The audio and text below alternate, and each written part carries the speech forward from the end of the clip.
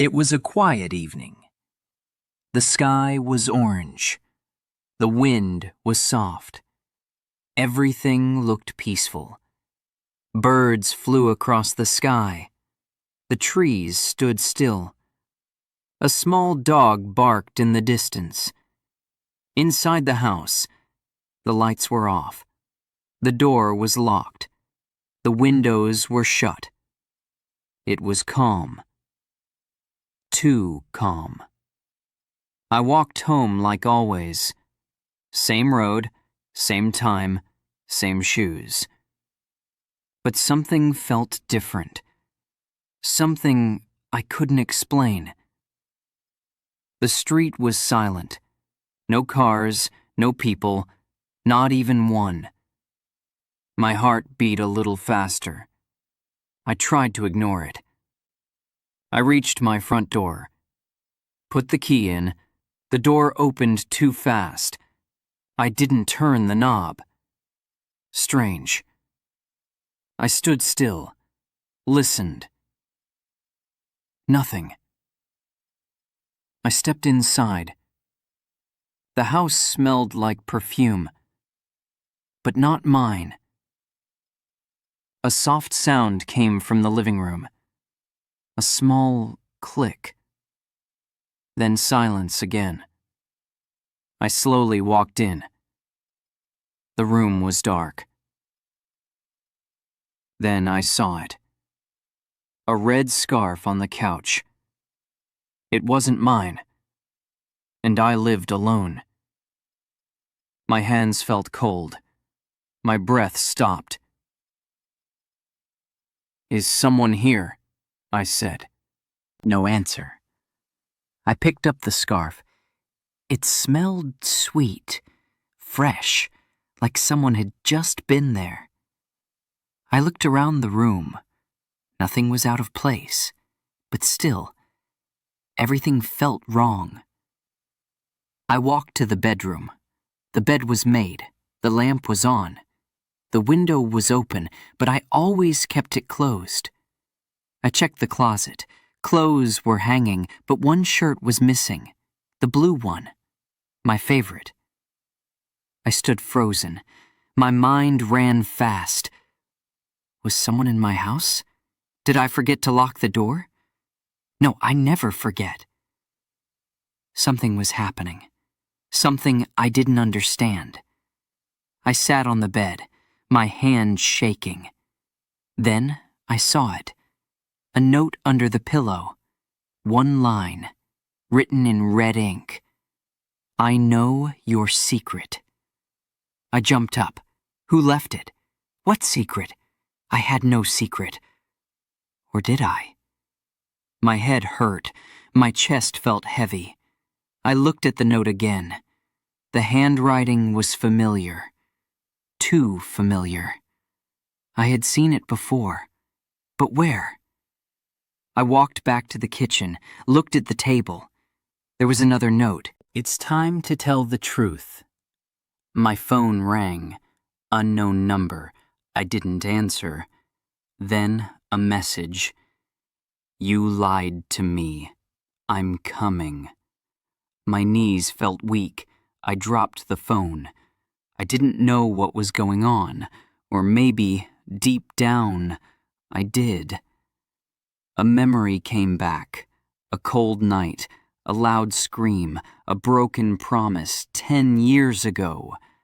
I tried to forget it. I buried it deep. But someone remembered. And now they were back. I ran to the drawer, pulled out an old photo. Me and her. Sophia, smiling, together. But Sophia was gone. Dead. I went to her funeral. I cried. I moved on. But now, was she alive? Or was someone pretending? Another message. "Meet me at the old house, 11 p.m. Come alone." I didn't want to go, but I had to. I needed answers. I drove fast.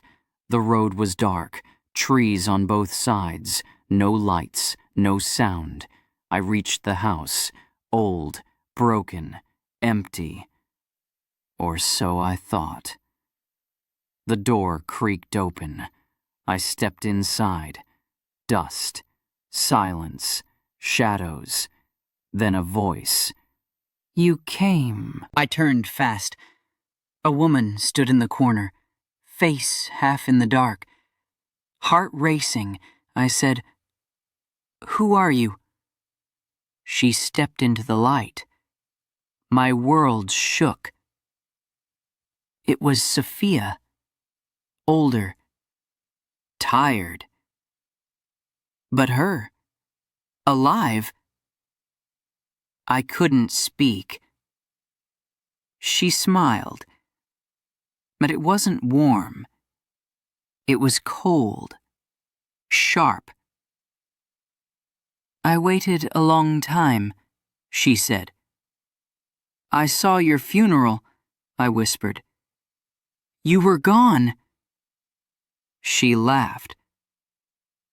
"You saw what I wanted you to see." "Why?" I asked. She walked closer. "You left me," she said. "No," I said. "You disappeared. You knew the truth, but you stayed quiet." "What truth?" She pulled out a small box, opened it.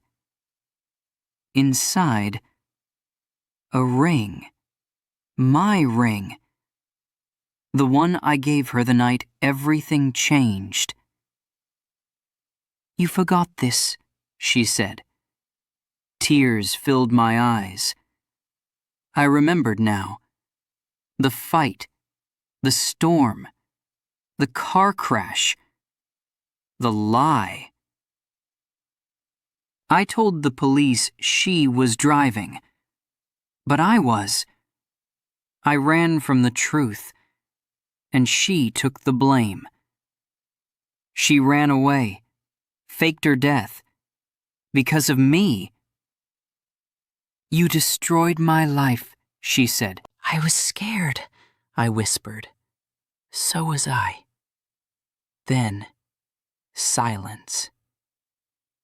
We stood there, past and present crashing together. She looked at me. "I wanted revenge," she said. "But I changed my mind." I didn't move. "I want you to feel what I felt. To live in fear, like I did." "I'm sorry," I said. She smiled again. "Too late." She walked out. I stood alone, shaking, broken, and then I saw it. Another note on the floor. "This is just the beginning." My chest hurt. My breath slowed. I picked up my phone. One more message. "Tell the truth, or I will." And I knew my hidden secret was no longer hidden.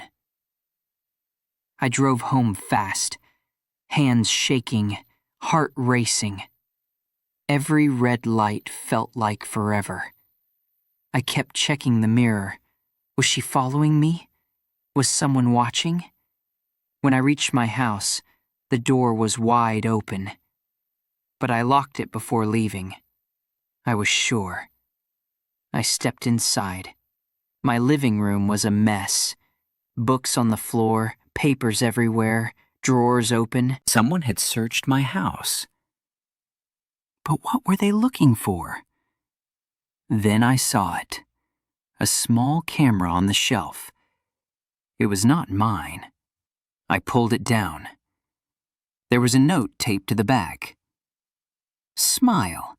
You've been watched for weeks." My mouth went dry. My legs felt weak.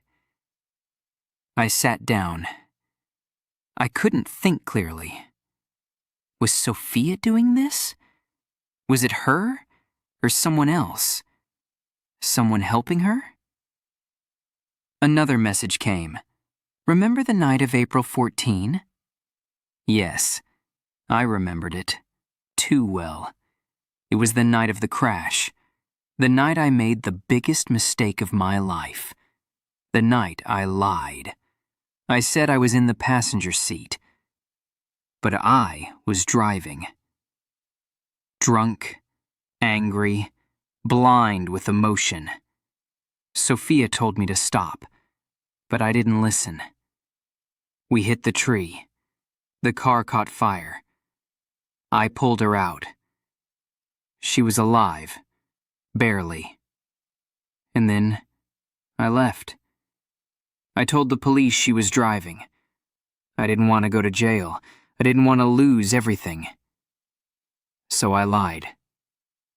She took the fall. But now, she was back, and she wanted me to pay. My phone rang again. This time, a video message. I clicked it. It was a clip from the night of the crash. Someone had recorded it. A dash cam? A phone? Sophia was screaming, "You're going to kill us!" My voice replied, "I don't care!" Then crash. Darkness. The video ended. I sat frozen. Who had this video? She did. And she wasn't bluffing. I was caught. The truth was out there now, and it was just a matter of time. Then another note appeared under my door. You have 24 hours to confess, or I will. What should I do? Go to the police? Tell them everything? What if they didn't believe me? What if it was too late? I picked up the phone, called my lawyer. No answer. I called my brother. Hey, can we talk? He sounded sleepy. What's wrong? I paused. Do you remember Sophia? Long silence. Yeah, he said. Why? She's alive. What? I saw her, tonight. That's not possible. She has proof. She wants revenge. He said nothing. Then he whispered, She called me too. What? She told me what you did. And? I didn't believe her. Until now.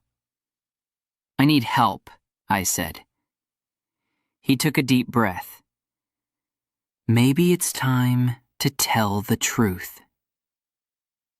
I looked out the window. It was raining now. The sky was crying for me. Maybe I needed that. I turned on the TV.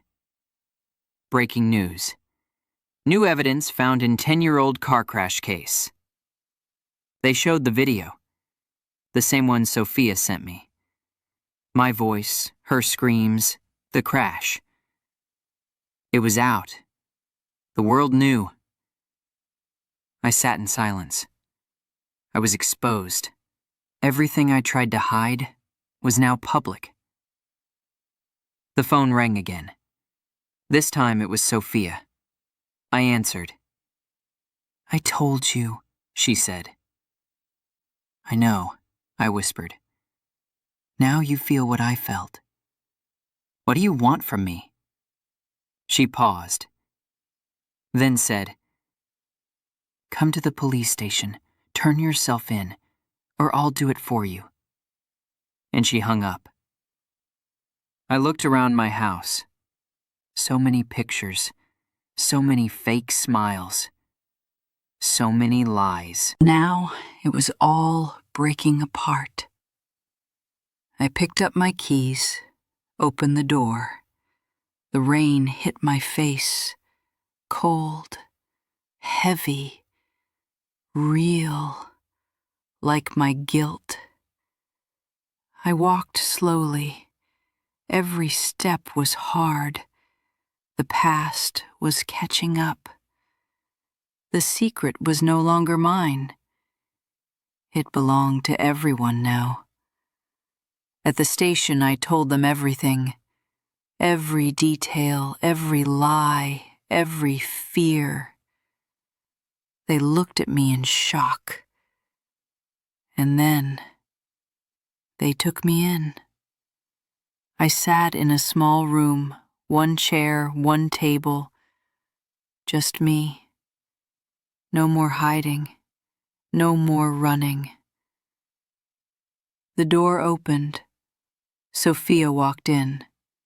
She sat across from me, eyes full of pain, but also peace.